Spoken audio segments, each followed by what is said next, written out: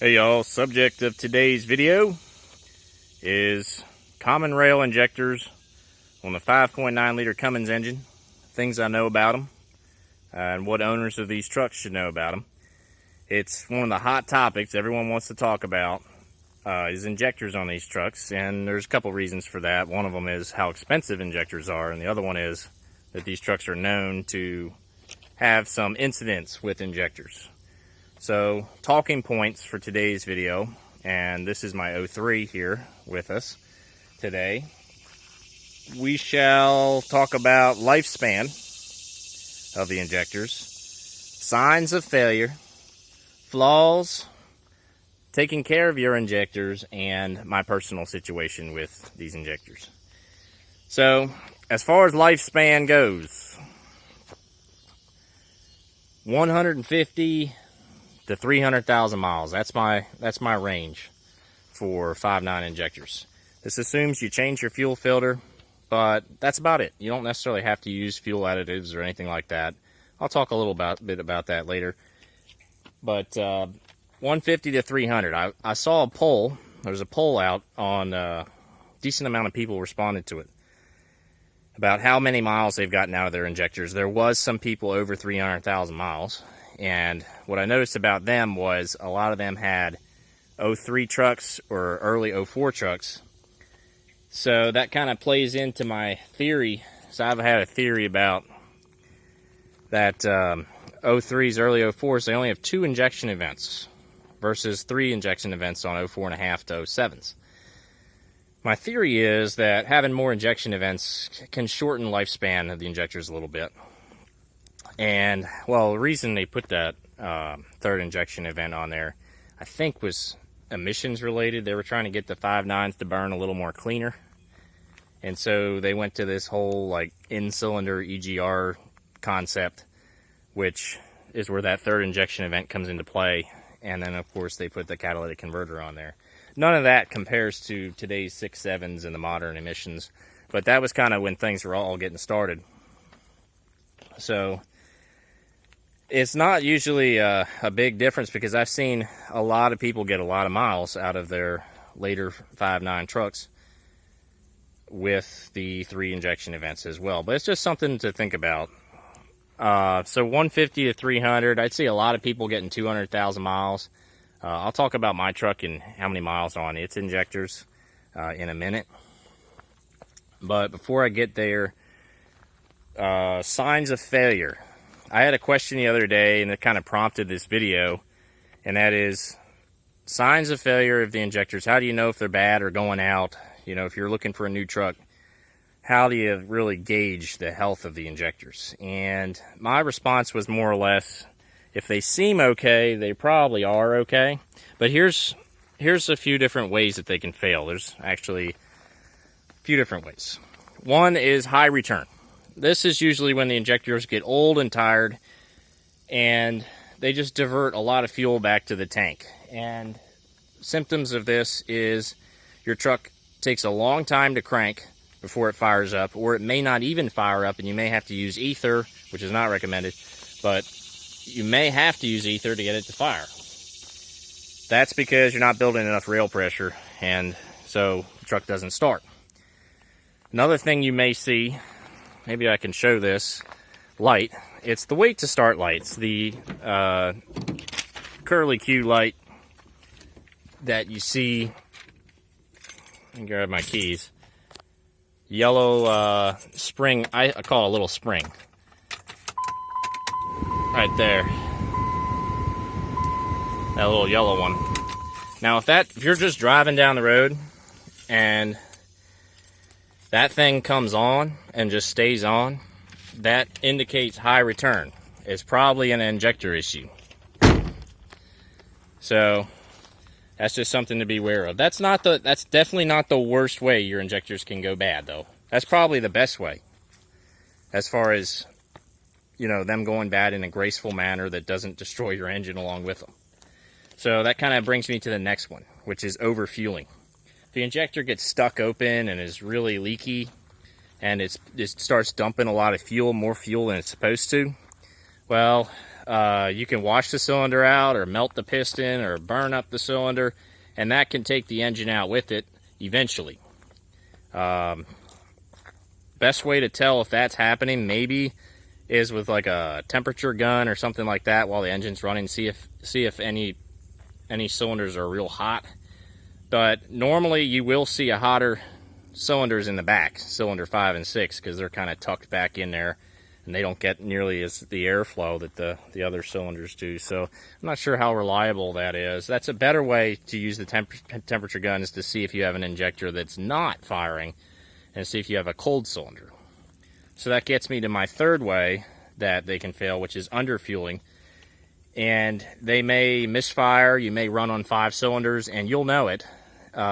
If that's the case, the engine will not run very well at all, and you'll know it. So the good news about that way is it usually doesn't burn up a cylinder. You can make it home, even running on 5 cylinders for a short distance, and you'll usually be okay. So those are the ways the injectors can fail. Another symptom across the board is white smoke out the exhaust. White smoke, definite injector sign there, but not always. Some trucks have a little white haze. Some trucks had a little white haze from factory. So it's not guaranteed, but if you got white smoke puffing out, blow-by can also be a symptom. Blow-by can be a lot of things, but injectors can cause some blow-by also. Okay. So, next item is flaws of these injectors. Design flaws, so forth. Well, this isn't really a flaw, but it kind of plays into the nature of these pieces of equipment. And that is, they are highly precise. You got really high pressures, high rail pressures. They're highly precise, and kind of what plays into that is the fuel filtration, and that's where the real flaw was when these trucks came out. They had like 7 or 8 micron filters, and that's not enough. Ideally, the injectors want to have 3 microns of filtration, which is pretty aggressive on the filtration, but 5 microns is a world of a difference from 7 and 8. That's what I have on this truck, 5 microns. But I'll get to that in a minute. And then, of course, the other flaw is they're very expensive. So when they do go out, it costs you quite a bit. A set of new injectors, stock injectors, probably about $2,000. And then you're going to want connecting tubes. And if I were you, I would get injector lines, injector fuel lines as well, in case you break one, taking the old ones off. And that can all add up, and that ends up, for all 3 of those things, that's probably $2,500, $2,600. And another thing to know about those injectors is brand new versus remanufactured. People have better luck with brand new injectors. Remanufactured or hit or miss. If they're good, they'll last a while, but the chances of them being good, there's 6 chances. You get 6 injectors. So there's 6 chances that you're going to have a bad one and have to open it back up again. So to minimize that, I would buy brand new injectors if you're just going to stick with stock output injectors. So, high cost and lack of fuel filtration was the primary problems on these trucks. Next item is how to take care of your injectors. So, obvious one is to change your fuel filters on time. I actually changed mine early. Owner's manual says 15,000 miles. I do 10,000 miles, somewhere between 9 and 12,000 really, but usually around 10,000 miles, I'll change the oil. Or, roughly about the same as an oil change interval. You would change the fuel filter too. So that's how I do it. It's cheap insurance. The fuel filters I use are like 20, 25 bucks a piece or so, if that. If you might be able to get them on sale on Amazon for even cheaper, or buy in bulk. So it's not too expensive compared to a $2,000 set of injectors. I would recommend upgrading your fuel filtration from the stock setup. Now, you can keep the stock setup and upgrade your filter. Get the Baldwin PF7977. That's PF7977. That is a stock filter that fits in the stock canister, lets you run your stock fuel pump, and it's 5 microns, which is a huge improvement over stock.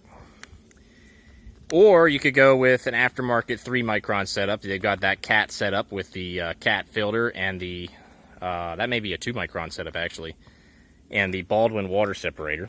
That's one setup. If you have an in-tank fuel pump, that would work. Or you could go with a fast or AirDog lift pump with a 3 micron filter and a water separator with that as well. And finally, fuel additives can help. Fuel additives, I run fuel additives intermittently. I don't run them all the time, but I do believe that they can help out the fuel system a bit. I've got an example today, just came in the mail today, and I got a perfect place to store these jugs too, and that is the jugs. So, the one I got was Stanadine Red. This is a 64 ounce jug, and it's the warm weather summer blend. Same thing as the winter, except no anti-gel. That's the only difference. Now, this bottle was $32, and this will treat about 6 tanks of my 35-gallon tanks. So, yeah, that amounts to over $5 a tank, which sounds kind of expensive, but this is a lot cheaper than buying the small little bottles. Now, small little bottles don't even treat 2 tanks, and they cost about 12 bucks. So, that's more like $7 a tank worth of treatment versus closer to $5 here. Now, there's a lot cheaper fuel additives than Stanadine, but I just got this one to try it out. Thought I'd give it a try this summer, run it for a few tanks. So, yes, I recommend the jugs. You just got to come up with a way to measure out the proper amount, because I have a tendency personally to just start dumping, and next thing you know, I've doubled the fuel treatment. I mean, it's not bad to do that, but it costs money. So I'm going to come up with like a little measuring cup thing that I can use to properly measure out about 10 ounces or so per fill-up. So that's the deal on fuel additives. This is the one I would recommend for your injectors. Stanadine's a good choice. And the brown bottle is the 1-tank cleanup that really does hit your injectors hard. It's a once-in-a-blue moon kind of thing. Dump a bottle in. I'm a believer in that additive. Now, as far as lubricity goes, I would recommend OptiLube, and as far as across the board and affordable and good additive, which is also recommended by Cummins, would be the Diesel Clean, Power Service Diesel Clean. I use the gray bottle, and those come in jugs too, and those jugs are probably like 20 bucks for one this big, so considerably cheaper, and they treat a lot of gallons. There's a lot of other good ones out there like Hal's, and I've tested a bunch of them for fuel economy and stuff. If I didn't mention OptiLube, very good. The purple bottle, the XL, is probably the best of the best on lubricity, if lubricity is your big concern. And I've seen a little bit of fuel economy gains with that purple bottle as well. But that's my deal there. Perfect spot to store this. It's right there. So, we covered a lot of topics already. How about my situation? Let's pop the hood to check out the engine for fun. Obviously, we're not going to see the injectors, but it'll be fun to take a look at the engine. Just changed the oil too yesterday. Video coming up on subject of oil soon. Here we are. 5.9 common rail. My situation. How old are my injectors? I have never replaced them, and I personally have put 185 or so thousand miles on this truck. So the prior owner probably replaced the injectors, because you all saw the odometer earlier. It's at 345, I think, thousand, and there's almost no way stock injectors are going to go 345. 300's one thing, 345 really unlikely. So chances are my injectors got replaced at one point, but they're doing quite well. The truck fires up, no abnormal smoke, no long crank, no misfires, nothing abnormal happening on this truck. It does very well. So these injectors could last quite a while longer. I would guess that they have over 200,000 miles on them, if I had to take a guess. So I do use fuel additives occasionally, as I mentioned earlier, but I'm not running them every tank. I tend to run them almost every tank in the winter. I just do that. And then I upgraded to the 5 micron fuel filter, which is down there in that stock fuel filter canister. I still have a stock lift pump too, so the fuel system on this truck is pretty much bone stock. So that'll about do it for me in this one. Hope you all enjoyed the video. A lot of information for this one, but that's good. I've got a couple of videos coming up in the near future, so stay tuned for those. And I'll see you later. Have a good one.